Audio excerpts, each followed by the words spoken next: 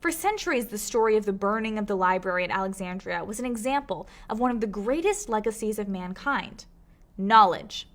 We learned that knowledge was both precious and perishable.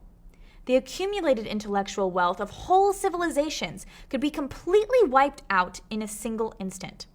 So our civilization trained guardians to keep safe our knowledge. We call these guardians librarians, archivists, curators, professors, and teachers.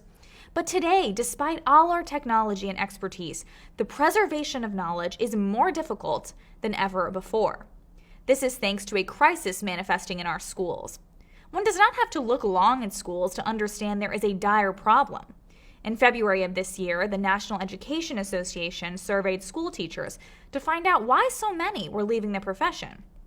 Currently, there are 567,000 fewer teachers than there were before COVID, and the ranks of active teachers are only going to shrink further.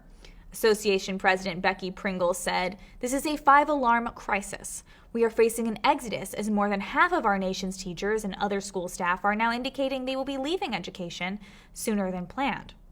The survey found reasons for teachers abandoning the profession included such perennial complaints as low pay and lack of respect. Then there were stressors related to COVID, burnout from having to cover too many duties because of the teacher shortage, as well as student behavioral issues. Meanwhile, higher education is facing a crisis of a different sort. Here we have a crisis of faith, as fewer people believe a college education is worth the time, money, and effort, and I don't blame them. In a survey by New America on higher education, researchers discovered that the number of Americans who believed that colleges and educations have a positive impact on the country dropped by 14% since 2020. The survey also found a disturbingly stark partisan split, where 73% of Democrats believe colleges and universities positively impact the country, whereas only 37% of Republicans hold that belief. While the former Obama administration officials who run New America conveniently concluded this issue is due to money, an increasing number of professors who are leaving academia have a different story about what is wrong with America's colleges. Academics like Timothy Gordon tell a different story.